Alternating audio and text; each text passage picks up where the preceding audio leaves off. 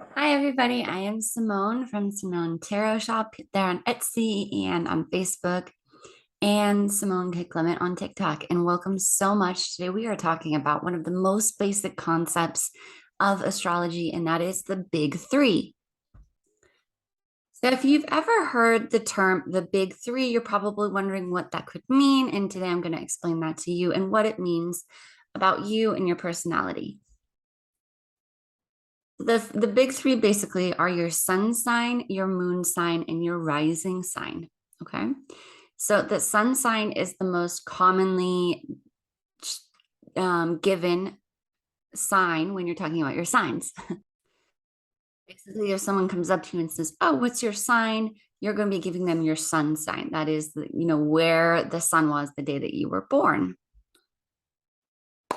The sun sign represents the masculine parts of your personality, as well as sort of broad strokes parts of your personality. So oftentimes I hear people say, I'm this and my friend is this, and we're completely different. And that could definitely be because um, just because you're the same sign doesn't mean that you have all of the other aspects that are the same. So if somebody is a Virgo and another person is a Virgo, that doesn't mean that they necessarily have much more in common than a few things that are commonly known as Virgo energy. The second sign that is the part of the big three is the moon. And the moon is the governor of your emotions. If the sun is what everybody else sees when they see you, the moon is what you feel inside. So it's a very internal, feminine sort of energy. It's all about the subconscious, it's all about your internal space. And the sun is like what you do in the world, and the moon is what you feel about the world. How you feel, the sun may represent how you act, but the moon is more how you feel. It may also represent parts of you that you want to hide away. This is in terms of healing and stuff like that. A lot of people call this the shadow of the spiritual journey. And that is because the moon represents your instincts and who you are, um, just in the moment without having to think much about it. And sometimes those things, the instincts that we have aren't societally correct. So it could be seeing the moon as a little bit as the shadow part of you, the part that you don't necessarily show to the world or share with the world. But the moon is definitely not only bad, it's part of the sensual, feminine, emotional part of you, the feeling part of you, and that is absolutely in its own right a very beautiful thing. The third part of the big three is the ascendant or the rising sign. Ascendant, rising, same thing. Okay. Now, this can only be found by knowing your exact time of birth. And if you're off by your time of birth, um, depending on, what day it was and what time it was, it could be just a few minutes difference that change your ascendant sign altogether. Um, so some of the things that some talented astrologers can do is actually find your time of birth more or less, based on some characteristics that they find in you. However, if you don't know your time of birth, yeah, get in contact with an astrologer. This is work that I also do, but get in contact with any astrologer that can do this work for you and help you figure out what your ascendant is. If you do know the exact time of birth, then congratulations. It is still worth looking into, however, because keep in mind when a baby is born, um, one of the few things that people are really paying attention to in that moment is the exact time. Just in general, people like doctors and nurses and mothers are going to be worried more about the baby being safely delivered into the world, and all kinds of ways of, C-sections, and you can, have the baby backwards, and sometimes the baby doesn't breathe right away. So they're not always exactly accurate. Now, in most cases, you have a little window of time, so it's not that big of a deal. But sometimes a few minutes can actually change your ascendant sign and really change how you view your own chart, because there are other things in your chart that are ruled by the exact time that you were born. So, what is the ascendant versus the sun and the moon? The ascendant to me is the exact moment that you're born. Think of it this way: you're entering the world. So, how are you, as a tiny little person, just becoming conscious of the fact that you're alive? How are you going to be dealing with the world? So, how are you going to be dealing with situations that are unfamiliar or scary? People, how do you deal with things that are different and new? There's some debate about whether the sun sign or the ascendant sign is more rampant, not rampant, more obvious in a person. So if you say my ascendant sign is blah blah blah, or my sun sign is blah blah blah, which would be more influential in your personality? My personal belief is that the sun sign is more influential, but that the ascendant has a lot to do. And it's sort of like a brotherhood or a siblinghood, if you will. There's a lot of give and take, and there's sometimes a rivalry and sometimes harmony. So yeah, it just depends, but that's my opinion. However, it is safe to say that both of them influence your outward personality and how you show up in the world.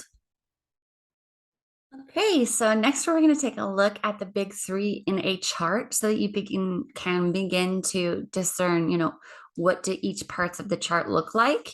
And we have a lovely volunteer who remain nameless, but we'll just call her Jay.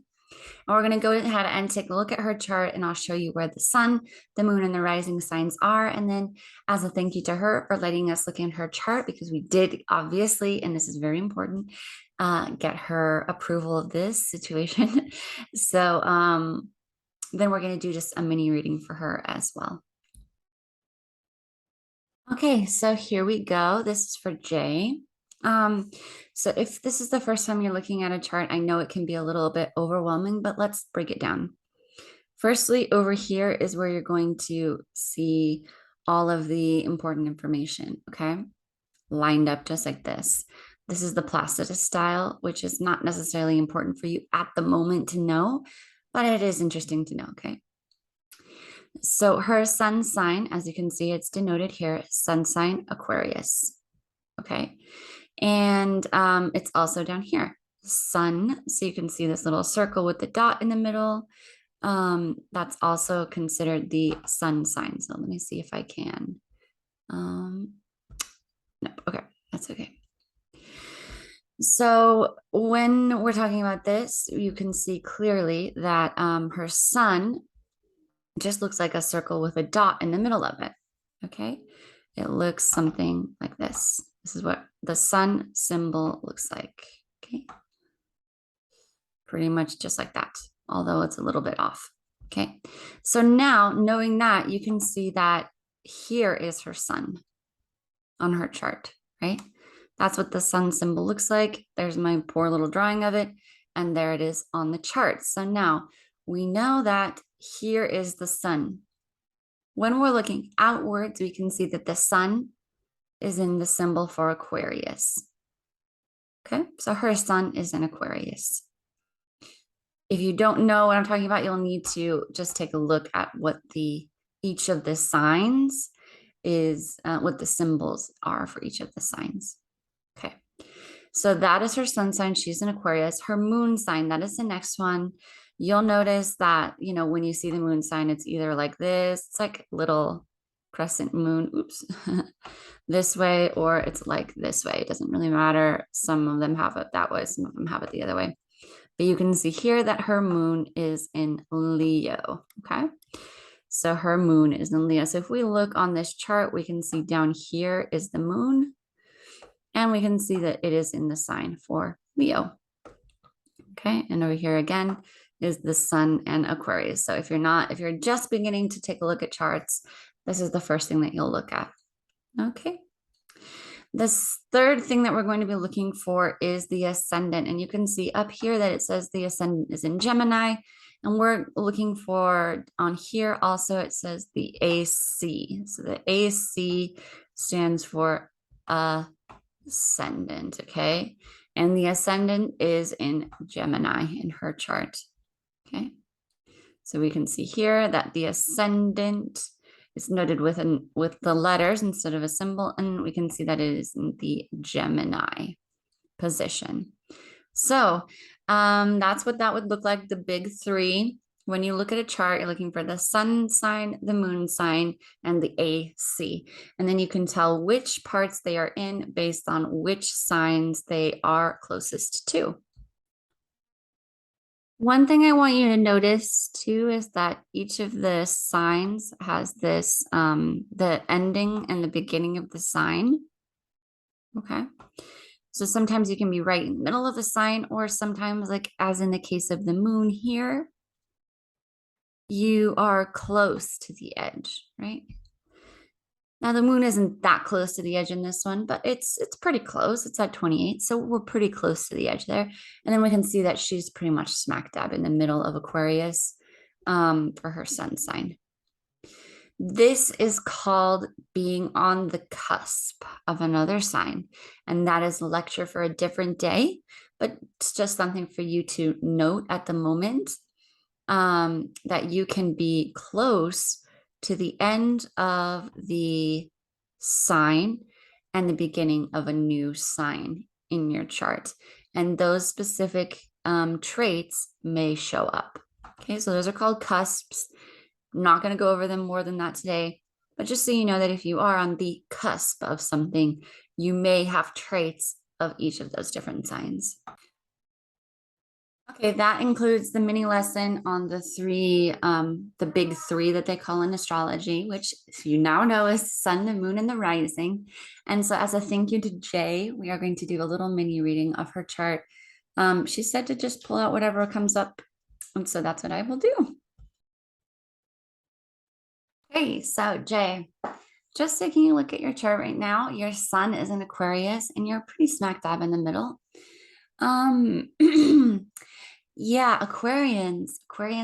I have so many sun Aquarians in my life. And yeah, Aquarians are people who are very, very logical, very, very thought heavy. So each of the signs are sort of divided up into different elements. And Aquarius happens to be air element, okay, which signifies thoughts. And they also happen to be the 11th sign. So there are 12 signs, and the 11th sign is Aquarius, even though it's, at the beginning of the year. In the zodiacal year, it's the second, it's the penultimate. Okay, it's the second to last. And so Aquarians, in that sense, are some of the most mature people that you will ever meet. And mature not only in their actions, but in the way that they think and the way that they interact with the world. It also shows up in the sense that they've kind of been there, done that, seen that, over it. And so they don't tend to follow rules that people set for them. These are the type of people who will go for things that are non-conventional because it's just logically doesn't make any sense for them to have a 9-to-5 job, or have that family life that is so common, 2.5 kids and getting married and living in the suburbs. Not to say that no Aquarians will do this, because like we said before, there are very, very, very many aspects of your chart that can influence your personality, as well as how you grew up and stuff like that. So nature and nurture is also a factor here. However, they're non-conventional. So if they do get the white picket fence, they'll probably paint it pink, They're non-conventional people, and they're very logical people. They tend to sort of survey the world from far away. And that may come off as shy, but they're just looking around and watching what's going on before they make any decisions about what they don't like, or want to continue or want to not continue. They tend to be very discerning people. This is clearly a yes for them. This is clearly a no for them. And it's unlikely that you'll really change their mind about things. However, they do have enough knowledge to know that sometimes they don't have all of the knowledge. So if you give them good reasons, they will sometimes be able to change their mind about things. So for